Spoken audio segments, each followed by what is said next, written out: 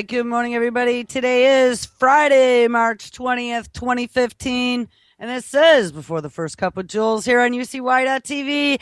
Happy spring solstice, day of the blood moon, and European eclipse all happening on the same day, March 20th. Pretty interesting there. It is 37 degrees and overcast here in upstate New York. At least we are above freezing. I see we have snow in the general vicinity, but at least most of the moisture is down south. I saw we have actually not one but two little snowstorms blowing in this weekend. They even gave one of them a name. So much for spring. But yes, I think spring rolls in at like 6. I looked at it yesterday, 6:53 maybe Eastern PM. So it'll be here soon. And much happy wishes to all of you. Happy spring. It's always so much better for my mood, that's for certain. All right, so where are we going to continue here for a Friday? We've been digging into brain stuff over the last couple days. Kurzweil and some of his crazy fantasies that he seems to be making a reality with unlimited funds of Google behind him, and all kinds of other lunatics that he's met along the way. And I hate to tell you, but a lot of these lunatics are lunatics that are working at places like MIT and some of the big universities making their lunacy reality. So I guess put on a seatbelt. Yesterday, let me hop over there. Sorry, unprepared for coming to class. We are going to hop to my page because... if I remembered the page name. Only on a half a cup of coffee. Only on a half a cup of coffee. Everything is real slow and unresponsive here this morning. There we go. This is before the first cup, remember? It's actually before the first full cup is where we're at right at the moment. Oh, yes, here we go. So the show yesterday was titled Brain Monitoring with Nanobots, Tech Companies in the NSA. We had listened to a decent interview from a few days ago from Robert Freitas with Kurzweil, and he had talked about nanotechnology in healthcare. And then yesterday we had looked at one of Freitas's papers about non-damaging use of nanotech to get into the brain and pretty much do whatever they had to do. But there was some interesting stuff when we were digging into that. We had done a story in regards to this new treatment for Alzheimer's.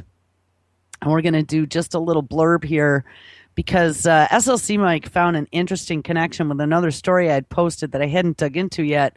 So the story comes out of Science Alert in Australia yesterday that there's this new treatment that fully restores memory function in brains of Alzheimer's patients. It says that on the mice that received the treatment, over 75% of them got their memories back. And it kind of goes through and it talks about amyloid plaques. We read this whole story yesterday, but something that was very interesting was how they were doing this.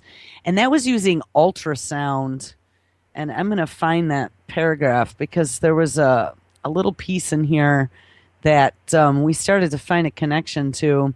It says, published in the Science Transitional Medicine, the team describes the technique as using a particular type of ultrasound called focused therapeutic ultrasound, which non-invasively beams sound waves into brain tissue. By oscillating super fast, these sound waves are able to gently open up the blood-brain barrier, which again, like we've said before, the blood-brain barrier is what protects you from foreign invaders getting into your bloodstream from your digestive system, let's say. So opening up that blood-brain barrier should be done with great caution. But they found a way to do this to then allow the brain's microglial cells to move in. Those are the waste removal cells. I had questioned yesterday as to whether or not they were supposed to be in the brain. And everything that I read is, yes, they are supposed to be in the brain. So I don't know if maybe they somehow get locked out of the brain or not, but these microglial cells go in and they munch up all the amyloid plaques, and apparently it gives them their memory back. But the interesting part about that is opening the blood-brain barrier. So I had also posted a story yesterday after mentioning SmartDust, something that I talked about quite a number of years ago. I mean, it's been on the plate. HP was working on it for a very long time, and I'm sure that somewhere along the way it's already been implemented. That Freitas has talked about how to control nanotechnology, and he had mentioned having sensors everywhere that could be monitoring 24/7. And that's definitely the type of stuff they're going to have to use, is some sort of SmartDust, very small nanoparticulate that has some sort of computer intelligence where it can process information and send back statistics. So let's read the story out of MIT Technology Review now, since we've looked at how they're curing Alzheimer's. We know that DARPA has been doing all kinds of brain research on removing and replacing traumatic memories. One way that they were doing that was with flashes of light. There was another way that they were doing that, and that was with sound. So remembering both those things, now let's listen to this. How SmartDust could spy on your brain. MIT Technology Review, July 16th, 2013. Intelligent dust particles embedded in the brain can form an entirely new form of brain-machine interface, says engineers. The real-time monitoring of brain function has advanced in leaps and bounds in recent years, thanks largely to various new technologies that can monitor the collective behavior of groups of neurons, such as functional magnetic resonance imaging, magnetoencephalopathy, and positron emission tomography. Yeah, that's a PET scan. This work is revolutionizing our understanding of the way the brain is structured and behaves. It also leads to new engineering disciplines of brain-machine interfaces, which allows people to control machines by thought alone. And, they've been working on some of that as well. They have keyboards and mice that do that, measuring brain waves with just a little thing that goes over the top of your head. They've been using it also with prosthetics patients. They just put this little thing on their head, and now they have full control over their new bionic arm. Impressive though these techniques are, they all suffer from inherent limitations such as limited spatial resolution, a lack of portability, and extreme invasiveness. Today, Dongjin Seo and pals at the University of California, Berkeley revealed an entirely new way to study and interact with the brain. Their idea is to sprinkle electronic sensors the size of dust particles into the cortex and to interrogate them remotely using ultrasounds. The ultrasound also powers the so-called neurodust. Each particle of neurodust consists of standard CMOS circuits and sensors that measure the electrical activity in neurons nearby. This is coupled to a piezoelectric material that converts ultra-high frequency sound waves into electrical signals and vice versa. The neurodust is interrogated by another component placed beneath the scale, but powered from outside the body. This generates the ultrasound that powers the neurodust and sensors that listen out for their response, kind of like an RFID system. The system is also tetherless. The data is collected and stored outside the body for later analysis. So wait, did we just read that correctly? So we can self-power these smart dust particles that have been put into the brain, creating some sort of electrical signal that is converted from ultra-high frequency sound waves, and we can interrogate them, meaning gather the information from them using ultrasound. Wow, that sounds eerily familiar to the procedure using ultrasound to open the blood-brain barrier that they're now tinkering with in Australia. Now, if that SmartDust got into your brain and we opened up that blood-brain barrier, or if that SmartDust got into your body, like, oh, I don't know, we breathed it in or we ingested it in our food. And then there's some ultrasound bursts, which, by the way, we can't hear. And those ultrasound bursts open the blood brain barrier so those smart dusts could get into our brains. And then they can use whatever this ultra high frequency sound wave that, oh, I don't know. When I start hearing stuff like this, I just keep remembering how the end of last season, HARP, which there was no fantasy. HARP existed. It was living up in Alaska, and they had a website, and all of their readings were online 24/7. Oh, what? It's not online anymore? No. They, out of the blue, decided that they were going to shut it down, but only after the very last experiment, which was performed there, that DARPA had rented the space out or whatever they were doing. And then they announced that HARP was closed. So when I think about that, and I think about this large array of antennas that they have out there, that they are able to beam, I don't know. I mean, it's ELF, HLF, high frequency, low frequency, whatever it is, it's frequencies. We don't know what all the frequencies are. It's just some sort of frequency distribution system that they have there. We're not really sure what they're doing.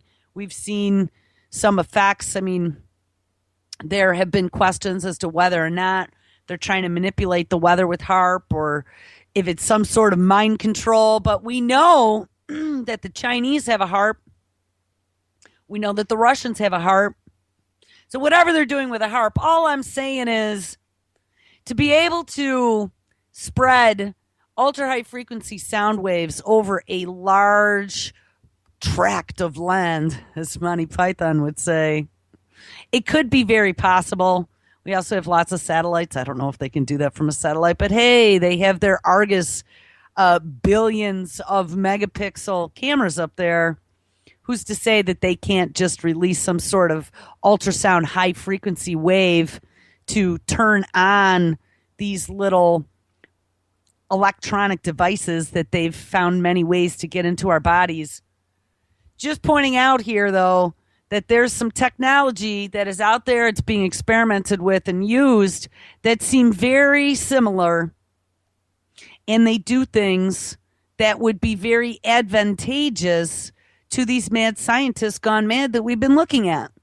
Getting nano sensors or SmartDust sensors to cross the blood-brain barrier to what? Oh, get into your brain and be able to monitor the neurons, which is what we were just reading that they're working on, and then send information outward would be right up their alley. And Freitas had talked about that very thing, nanobots in the brain. That was that paper that we read yesterday. All right. The neurodust is interrogated by another component placed beneath the scale. Oh, I read that already. The system is also tetherless. The data is collected and stored outside the body for later analysis. Yes, slice and dice put into a database and become a thought criminal. That gets around many of the limitations. The system is low power. It can have a high spatial resolution, and it is easily portable. It is also rugged and could potentially provide a link over long periods of time. Quote, a major hurdle in brain-machine interfaces is the lack of an implantable neural interface system that remains viable for a lifetime. Now, they are already experimenting with brain-computer implantable interfaces, but yeah, I didn't realize they were having like longevity issues with it. The difficulty is in designing and building such a system, and today's paper is a theoretical study of these challenges. First is the problem of designing and building neurodust particles on a scale of roughly 100 micrometers that can send and receive signals in the harsh, warm, and noisy environments within the body. That's why CEO, who is the guy who's working on this, and company have chosen ultrasound to send and receive data. Yeah, because we can't hear it. They calculate that the power required to use electromagnetic waves on the scale would generate a damaging amount of heat because of the amount of energy the body absorbs and the troubling signal to noise ratio at that scale. By contrast, ultrasound, well, yeah, I guess if we used microwaves, they'd be cooking us alive. That might be something on their future plan list. By contrast, don't they already have those microwave guns, those heat wave guns for protesters? I think they do, where they shoot them at you and they're actually shooting microwaves so you heat up. By contrast, ultrasound is much more efficient and should allow the transmission of at least 10 million times more power than electromagnetic waves at the same scale. Next is the problem of linking the electronics to the piezoelectric system that converts ultrasound to electrical signals and vice versa. Ensuring that the system works efficiently will be tricky, given that it has to be packaged in an inert polymer or insulator film, which must also expose the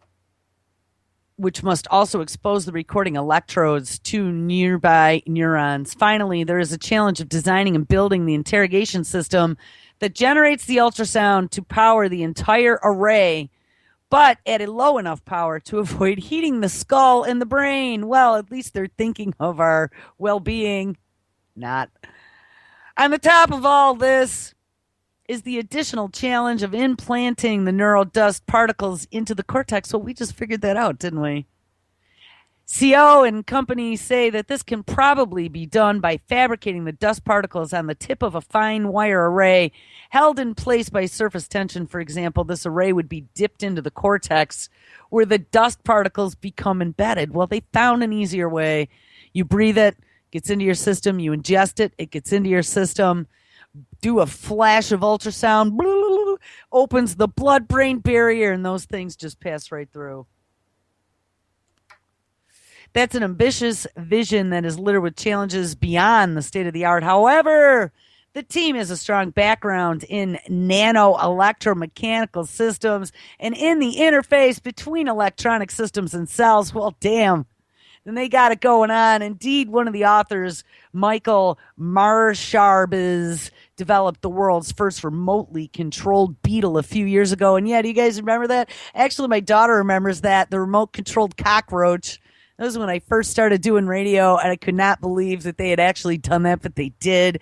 They implanted electrodes into a cockroach brain, and then they were controlling them with a gamer, what do you call it, joypad, or whatever they called them. You know what I'm talking about, like the controller for a video game, making them turn right and left. And there was a story. Actually, we'll have to find that, speaking about cockroaches. Hold on. And that remotely controlled beetle was a development that was named one of the top 10 emerging technologies of 2009 by Technology Review. These guys clearly are not afraid to take on big challenges. Yes, being able to steal the last privacy that we have as human beings. It'll be interesting to see how they fare. Yeah, NeuroDust, an ultrasonic, low-powered solution for chronic brain-machine interfaces. That was the name of the paper. Chronic brain-machine interfaces. Chronic to me is always a term that doesn't give me a warm and fuzzy. Chronic to me is like a chronic disease. Having Kurzweil in my head would be a chronic disease. Yeah, I found a story the other day. Hold on, we're going to have to find this one. Here we go. Long live the cockroaches. You know, they said many times if there was ever a nuclear war, the only things that they think would be left would be the cockroaches. But cockroaches have become a poor lab animal that gets tortured and studied with brain interfaces now, along with the beetles. But listen to what they found out. You might have more in common with the much maligned cockroach than you'd like to admit.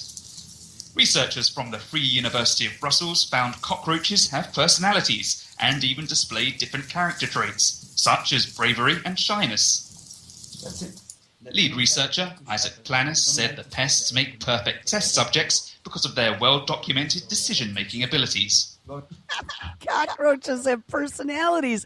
I mean, I honestly, when I was growing up, they had taught us that animals did not have feelings. And, you know, maybe They said that because they had to find a way to justify some of the horrifying things that they do to animals in the name of the greater good and research. But anyone who's ever had a pet, anyone who's ever had a beloved pet that they've connected with knows that animals have personalities and animals have feelings. They're not just dumb, like they used to say. They have ways of thinking and reasoning and problem solving skills. Even birds, cephalopods. And now we're finding out even cockroaches. Cockroaches are a simple animal, but they can reach a complex decision with little information, with little interactions, only knowing if I have a partner here or not. Only with this information, they can make complex decisions. At least 300 specimens of Periplaneta americana, or the American cockroach, were examined over 3 months. Tiny microchips are attached to their backs. When placed in a brightly lit arena containing 2 round shelters, scientists monitored how long it took the roaches to hide underneath. Some insects took cover as soon as they entered the arena, while others spent more time exploring, a trait consistent in each test. What surprised Planis the most was that every cockroach eventually ended up under the shelter. They always reach this consensus. So we expected that some groups had more trouble than the others to reach this consensus, but at the end, no, they always finished segregated. So it's something really inside the individuals or the cockroaches. So that was amazing. The differing personalities could explain the dark-loving insect's reputation as one of nature's great survivors, with bolder cockroaches venturing into new environments, while more cautious ones remain behind to check the surroundings are safe. The researchers now plan to analyse how individual cockroach behaviour and learning affects the group mentality. And what's interesting there is that they're looking at like group mentalities now and reactions. I mean, it's all about understanding how brains work to be able to control and get a handle on how brains work within organisms. There was another story that came out February of last year. I remember reading this when it first came out in Activist Post. Medical nanorobots will connect the brain to cloud computing. Ray Kurzweil. This was something that I didn't have time to get to yesterday. This is by Nicholas West, Activist Post. The human body version 2.0. Hold on one second. I get my echo here. There we go. The human body version 2.0 project features none other than arch transhumanist Ray Kurzweil as its main proponent. The goals have been openly stated for some time. Quote, in the coming decades, a radical upgrading of our body's physical and mental systems already underway, he says. We'll use nanobots to augment and ultimately replace our organs. We already know how to prevent most degenerative disease through nutrition and supplementation. Yes, of course, but this is my own commentary on this. We found out from Dr. Huber that by ingesting glyphosate inhibits our ability to properly uptake or maintain nutritional values for minerals. It chelates minerals out of our bodies. So even though we might be eating properly, we are not getting the proper nutrition any longer from our food. We already know how to prevent most degenerative diseases through nutrition and supplementation. This will be a bridge to the emerging biotechnology revolution, which will in turn be a bridge to the nanotechnology revolution. By 2030, reverse engineering the human brain will have been completed and non-biological intelligence will merge with our biological brains. In fact, the reverse engineering of the human brain has already been announced to be well underway via new microchips and accompanying software.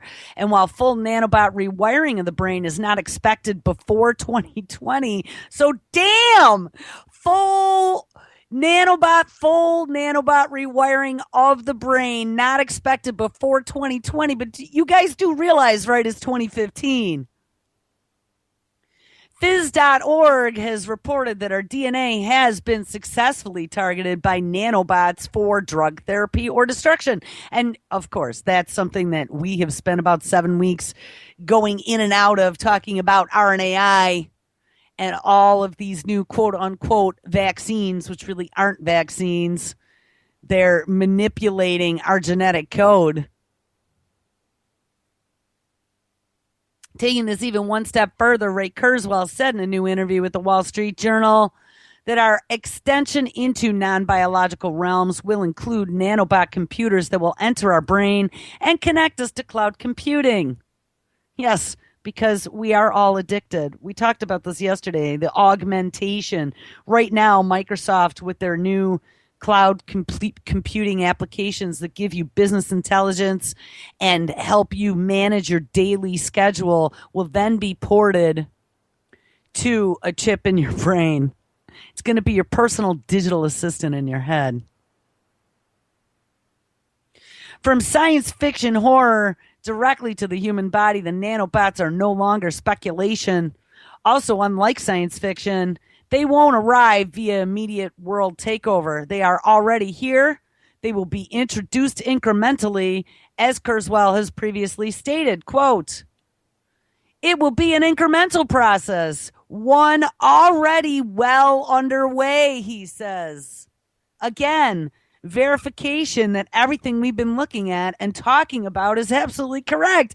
We knew it was underway. I am pretty certain that that's why this nanotech in food that's been going on, what did I discover? It was at least 15 to 20 years, quietly, unlabeled, without our knowledge.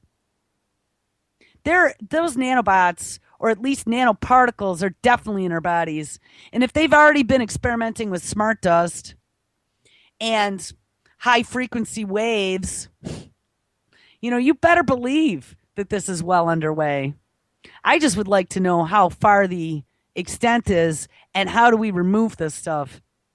I dug into that a little bit, and nanoparticles accumulate in your organs, in your liver and your pancreas. So I'm wondering if there's any type of liver cleanse that we might be able to do. One of the things that we need to find is somebody who is working in biotechnology right now or in nanotechnology that, even though they found it extremely fascinating, there's probably going to be all kinds of high-paying science jobs out there in the future. They need to be a double agent for us. They need to give us or feed us like a Deep Throat on X-Files. You need to feed us the secrets as to how to be nanobot-free in the future. We need help. How do we disable these things? All right, let's get back to the story. So it'll be an incremental process, says Kurzweil, one already well underway. Although version 2.0 is a grand project, ultimately resulting in the radical upgrading of all our physical and mental systems, we will implement it one benign step at a time, with his evil look on his face, rubbing his hands together as he contemplates world domination and being one with the machine. Based on our current knowledge, we can already touch and feel the means for accomplishing each aspect of this vision. Researchers from Columbia University have developed a fleet of molecular nanorobots that can deliver drugs to specific cells and also identify certain genetic markers by using fluorescent labeling. And I believe we found out that fluorescent labeling was called luciferase, wasn't it? I think so. After such identification, a chain reaction can be initiated. Here's a quotation out of some of this research. Quote, on cells where 3 components are attached, a robot is functional and a 4th component initiates a chain reaction among the DNA strands. Each component swaps a strand of DNA with one another until the end of the swap, when the last antibody obtains a strand of DNA that is fluorescently labeled. At the end of the chain reaction, which takes less than 15 minutes in a sample of human blood, only cells with the 3 surface proteins are labeled with the fluorescent marker. Naturally, this type of therapeutic approach could prove beneficial, as researchers highlight, especially for cancer treatment, which this story was from 2014, and it has now been announced that they are about ready to begin the first human trials in some of this nanorobotic cancer treatment, especially for cancer treatment, which sweeps up healthy cells along with malignant ones, very often doing more harm than good. Well, gee, good thing that they're getting ready to test this on people now then. This is always how new technologies are sold to the public, however. Yeah, isn't that what I said? A cure for cancer. Step right up. This is always how new technologies are sold to the public, however, and it would be naive to consider the darker applications, to not consider the darker applications as well. Direct brain modification already has been packaged as, quote, neuroengineering. A Wired article from early 2009 highlighted that direct brain manipulation via fiber optics is a bit messy, but once installed, it, quote, could make someone happy with the press of a button. Nanobots take the process to an automated level, rewiring the brain molecule by molecule. And worse, these mini drones can autonomously self-replicate, forcing one to wonder how this genie would ever be put back into the bottle once it was unleashed. Yes, the question we've all been asking. Here's one scenario offered by Kurzweil for how these nanobots could enter our body.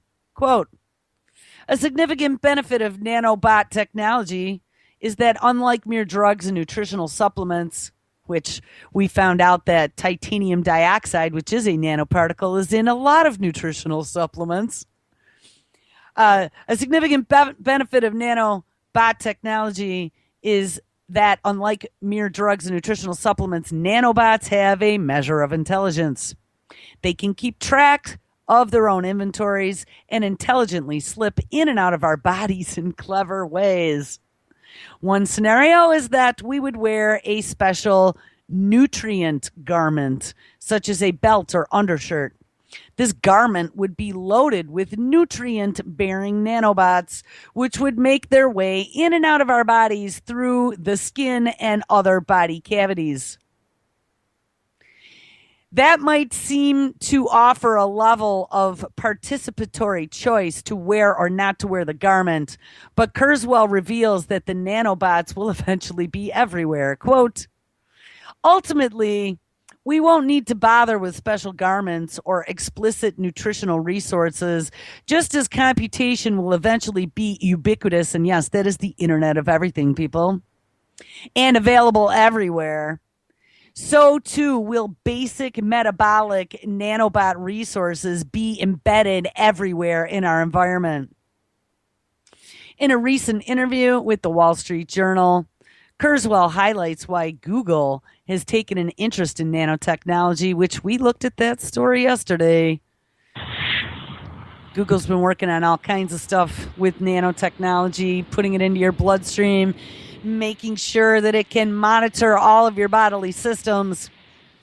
Kurzweil highlights why Google has taken an interest in nanotechnologies and the possibilities he sees for humans as they increasingly become non-biological and form direct connections with computers, augmenting and or supplanting our natural process as we head into the era of cyborgs and beyond. Let's listen to this interview quickly. And it's spinning. And I think this might be a commercial, so we could talk over it. It looks like it might be for Amazon. No, it was for Symantec. All right, here we go. We're integrating with this technology. You know, when I was at MIT, the computer was across campus, took up a floor of a building. Now we carry it in our pockets, on our belts. They're moving onto our eyes and our ears. Some people have them in their brains, like Parkinson's patients. The Parkinson's patient can actually download new software to the computer connected into their brain from outside the patient. It's pea-sized, so it requires minimally invasive surgery. But another exponential trend is the shrinking of technology. I've measured it at about a rate of 100 in 3D volume per decade. So these will be size by the 2030s. So we'll have millions, billions of blood cell-sized computers in our bloodstream in the 2030s, keeping us healthy, augmenting our immune system, and also going into the brain, putting our neocortex on the cloud, basically expanding our neocortex into the cloud. So today, if you need to do a complex search and you need 10,000 computers for 2 seconds, you can access that in a cloud.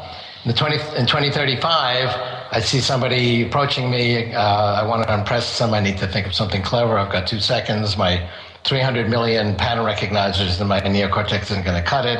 And I need 1 billion or 10 billion for 2 seconds. Just the way today I can access 10,000 computers in the cloud, I'll be able to access additional neocortex and think of something clever. And we will expand our neocortex. And if you remember what happened the last time we expanded our neocortex, when we developed these big foreheads. I don't remember particularly, but remind us if you would. Well, 2 million years ago, humanoids came on the scene. We had these big foreheads, so we had this frontal cortex, which is where we do our high-level thinking, language, art, science, journalism. That was a very primitive stage of development, I think. And, well, actually, storytelling was our first invention. And one of the points I make in my book is that the frontal cortex is actually no different than other parts of our neocortex. And it's an additional quantity of neocortex. But that additional quantity was the enabling factor for us to invent language and art and science. And we're going to expand the quantity again by basically expanding our neocortex into the cloud. And that will be another quantitative expansion, which will lead to another qualitative leap. And if you go out to 2045, so finally I'm getting to the singularity. So as I say, it's not one soundbite. We will have expanded our unenhanced intelligence 1 billion-fold. And that's such a profound expansion that we borrowed. I want to stop for a second. Did you hear by 2045 we will have expanded our intelligence 1 billion-fold by connecting our cortex, our neocortex, to the cloud?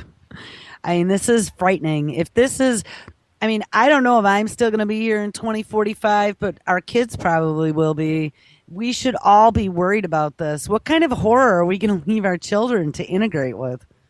This metaphor from physics and call it a singularity. What does it mean? What does the singularity produce? It produces machines that are not only smarter than the human brain, but are actually able to accelerate the degree of progress. We are smart. I mean, we're smarter today. I mean, I see it myself. I mean, I wrote my last book in 4 months. My first book took 5 years because we didn't have these brain extenders. I can have a group now of 2-3 people in a couple of weeks do what used to require hundreds of people years. We're smarter, more productive, more effective because of the brain expanders we have. My view is that this is not creating these machines out there and it's going to be us versus them, but we are expanding our own capability. That's why we created these tools. I couldn't reach that fruit at that higher branch 2,000 years ago, so we created a tool that extended our physical reach. And we can now create skyscrapers. We can command all of human knowledge with a few keystrokes. So we expand our reach, and we're going to continue to do that. We're going to integrate with these technologies. We're going to integrate with these technologies.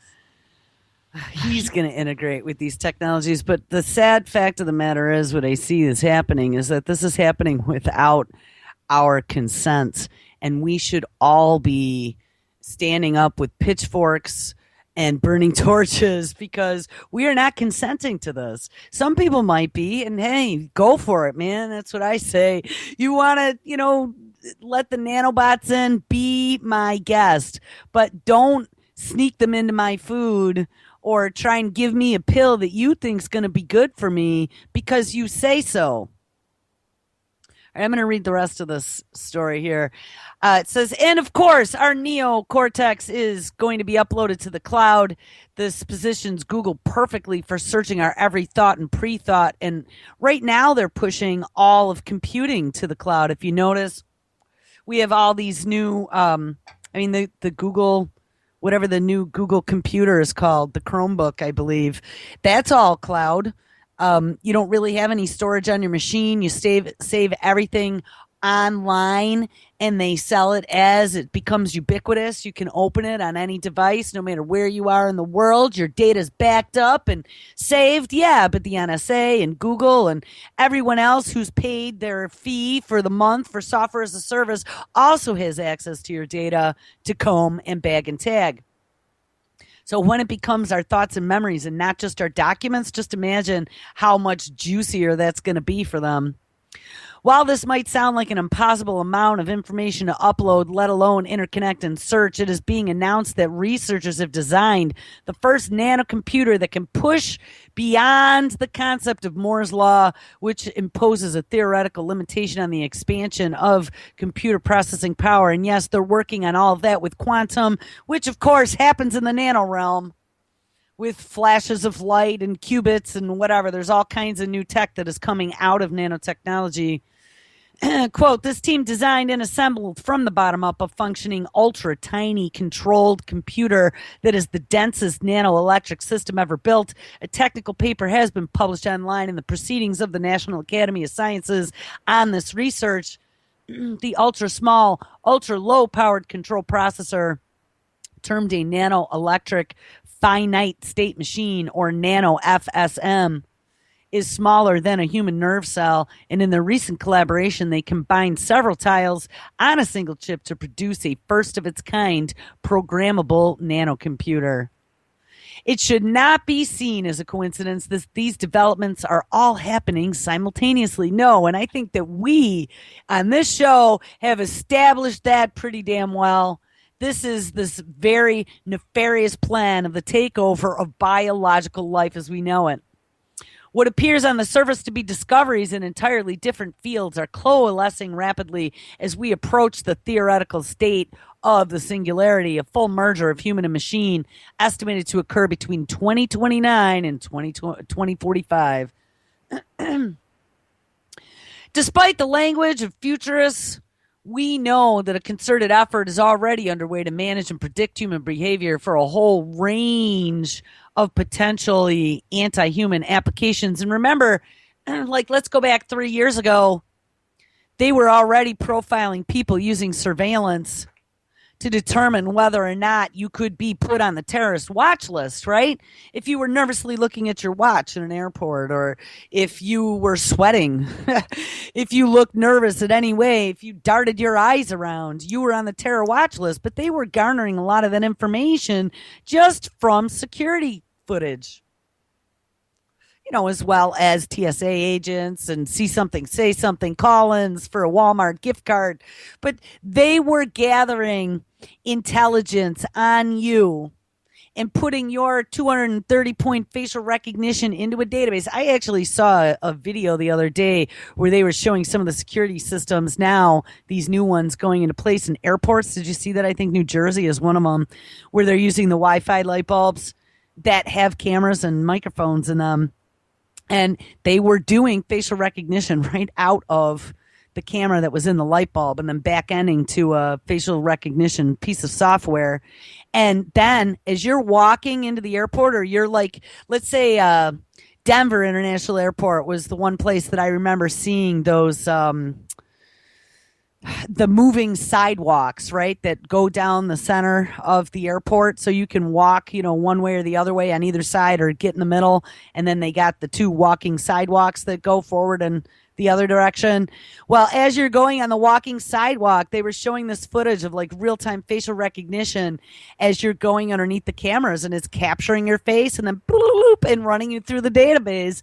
And I mean, that's not just happening at airports, that's happening all over. You know, makes you wonder if the Microsoft Cyber Center, which we looked at right at the very end of the show, who's watching for criminal activity everywhere, and the NYPD, who has a Microsoft Cyber Patrol Center that Microsoft came in and helped them build to track terrorists, if places like that aren't already doing that. So no matter where you go, you know, your traffic, your stoplight surveillance cameras that are there taking pictures, or the Argus drones that are flying over 24/7 doing, 1.6 billion megapixels, where they can then store all that data and then reverse the film backwards and zoom right in on your license plate when a crime has been committed. They can go back in time and watch where you went to and call out SWAT team to find you because they saw where you parked or ran down the block with your bank robberings. You know what I mean?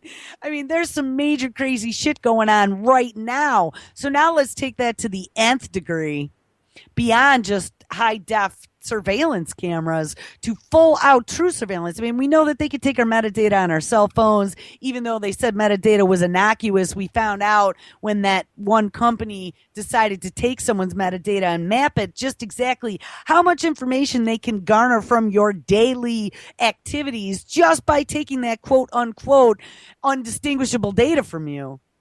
So multiply that to the nth degree, and they'll know when you're going to take a shit eventually. I mean, this is just so beyond uncool that I don't even know what to say about it anymore. I mean, it was uncool before, knowing that they could be flying over your house and they have a way to see through your ceiling into your house. Yes, they do. They have a way to be outside your house, driving by in a car to see through the walls. Yes, they do.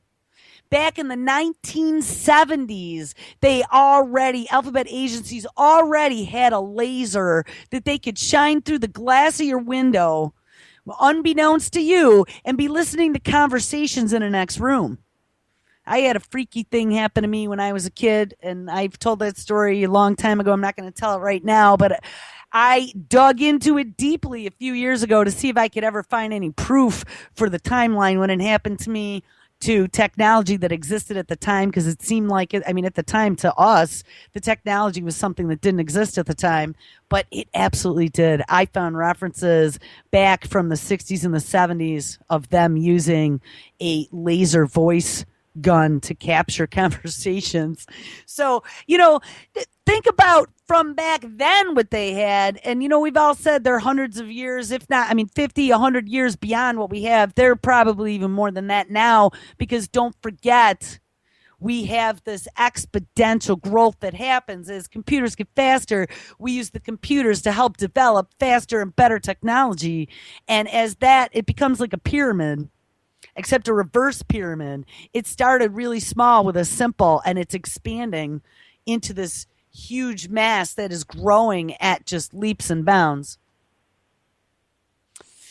Despite the benign language of futurists, we know that a concerted effort is already underway to manage and predict human behavior for a whole range of potentially anti-human applications, as our free will is also targeted, like the cells of our body, for drug therapy or elimination. Ethical concerns must be voiced loud and clear. Scientists seem content with opening Pandora's box, and they most certainly do, when worrying about negative consequences later. And that is only if we assume that their intentions are benign from the beginning. And that's what I said. I am totally not anti-technology. I am a technologist. That's what I've done for many years of my life. But I don't think the controllers of the technology are benevolent. They do not have the moral fortitude to put themselves into the throne of being gods, and that really is what they're doing. They are overthrowing the natural order of the world, the biology, and they are usurping the biological world that we were born into as a gift, mind you. This was, look at how amazingly perfect the ecosystems on the planet were before we really started fucking them up. And we have.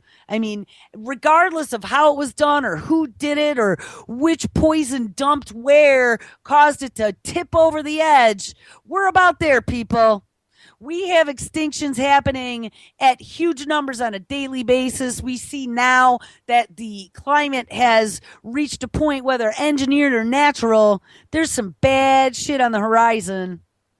There's food shortages, water shortages, and this is going to turn us into the Hunger Games. Now, like I said, whether it was orchestrated or it's happened naturally, I don't know. But add to all of this then some of the even crazier mad science gone mad. The Large Hadron Collider just fired up this month, and it will be at full speed to start new, higher than ever seen before by man anywhere on this planet or in this solar system explosions that are going to amplify anything that they were able to produce before by almost doubling their explosion rate in tetra TeVs, whatever those are, televolts, I think they're called, to what? Discover more God particles? Oh, what? They're looking for dark matter now. Oh, what? They think now, I saw a story the other day that they think God particles might disintegrate into dark matter. Oh, what? There's now a theory that maybe dark matter is what made the dinosaurs go extinct? Yeah, actually, there is. There's this whole long story about some research they've been doing about the 26,000 years when we move into the galactic plane. And this wasn't some freak article either. This was actually a science. It was either on science.com or Scientific American. I mean, we do move through this galactic plane every 26,000 years of our solar system. They believe, there's a massive, massive black hole and there's all this dark matter in 90% of the universe. But there's this large concentration that we pass through. And they are almost thinking that it's very possible that as we pass through dark matter, that the core of the planet begins to heat up. And when the core of the planet, and it's an interaction, an electrical interaction between the core of the planet and this dark matter, and as the core of the planet heats up, so does the planet. Look at what's happening. So as we're firing up this Large Hadron Collider, now with the purpose of finding dark matter, and they're going, oh, our climate is off the rails now. We don't know what's going on. It's all your fault. Damn you humans. But check this out. I mean, this is the Large Hadron Collider. And I connected this dot because this is beyond mad science gone mad. Not only are they attacking us at an atomic level, but then they are also attacking us from the absolute opposite extreme, the macro level. It's pretty much dealing with the same elementals just at the scale of the universe as opposed to the scale of an atom. And they are creating explosions where the only time energies of that scale have been seen were at the time of the Big Bang. So here, I just want to read a title to you because it's getting to the end of the show, and I didn't want to really we'll do a whole show on the Large Hadron Collider, but let me just read this title. So we know that they supposedly found the God particle. It was a version of the God particle I was just reading recently. It wasn't like the God particle that they were looking for. But that the God particle now, they believe, disintegrates into dark matter. Now they're on a hunt for dark matter. And then this story comes out March 18th, which was 2 days ago. Detection of mini black holes at the Large Hadron Collider, because they were saying that mini black holes may appear, could indicate parallel universes in extra dimensions. So, back when they first started these whacked out experiments that shouldn't be done on a planet, it should be done in deep space by people who aren't anywhere near us. Some physicists had come out and warned that though there's not a huge chance, there is still a chance, since we're messing with things that we don't understand, that we might accidentally put a tear in space-time. I don't know about you, but I know no one asked me whether or not I consented to this experiment on my blue dot. Right? This is my blue dot. It's your blue dot. It's everybody's blue dot. We were born here. So shouldn't we have a say? If you're going to run an experiment that has a chance, even if it's a slim one, of opening up a rip in space-time and sucking us whole to disappear for eternity, don't you think that we should have had a global vote on that? Because I do. So anyway, and I read another story, and maybe it was this one, they actually say in here that it's part of their plan. They're looking for extra dimensions and parallel universes.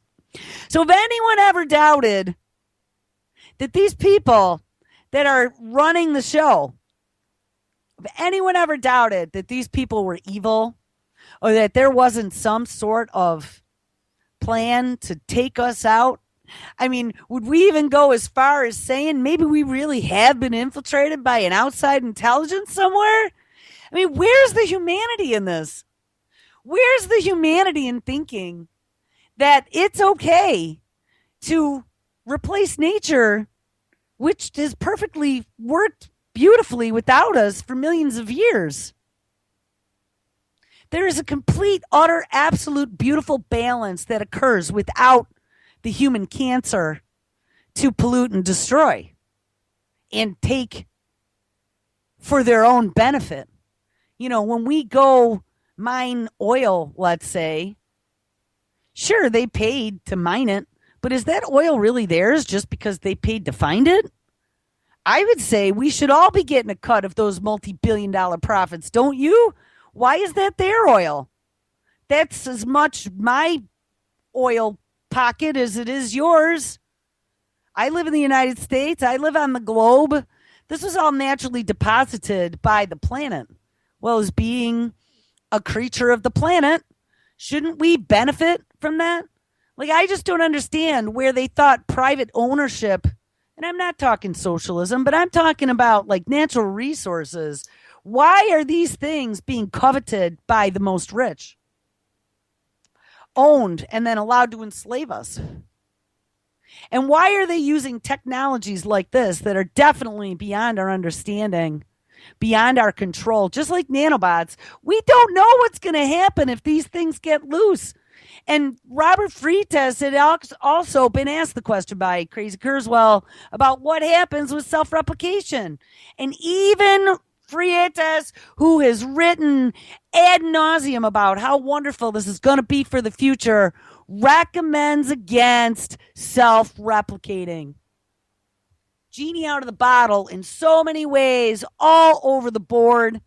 And I don't see how we're going to stuff it back in. My plunger is broken and it's a little too small.